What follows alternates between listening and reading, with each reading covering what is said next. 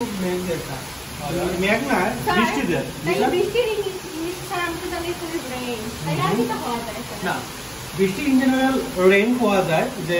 মেঘ দেয় it's raining বা বৃষ্টি দেয় ইটস রেইনিং কিন্তু বিভিন্ন ধরনের মেঘর বিভিন্ন ধরনের ইংলিশ আছে লাইক এখন যে মেঘটা দেয় ইউ কিন্তু জাস্ট ইটস রেইনিং কিন্তু ওই মেঘটা যদি একটু কম কম দিত মানে আমরা যেটা বুঝতে পারছি যে পিনি পিনি মেঘ দিত তখন এটা হলো নিয়ে কিটা ড্রিজেলস আর আরো কিছু মেঘ আছে এক ফুটা পরে লোডিং লইয়া আরেক ফুটা পরে খুব আস্তে আস্তে মাটি কোনো রকম ভিজে এটা হলো গিয়া ইটস স্পিটিং স্পিটিং ঠিক আছে আচ্ছা এখন যে মেঘ আছে এগুলি যদি মেঘটা বাড়ি যায় আমরা তো তাহলে কই জরি মেঘ খুব বেশি মেঘ এটা আমরা সাথে জানি কিটা হয় ক্যাটস এন্ড ডগস কিন্তু খুব কমন এগুলো এখন ছোট ছোট বাচ্চা করে স্কুলে প্যারাগ্রাফ লেখার সময় লেখেন যে it's raining cats and dogs as an আর স্টুডেন্ট আমরা আরো অ্যাডভান্স লেভেলের ওয়ার্ড ইউজ করবো লাইক অনেক বেশি মেঘ দেয় এটা হলো গিয়া ইটস বাকেটিং ডাউন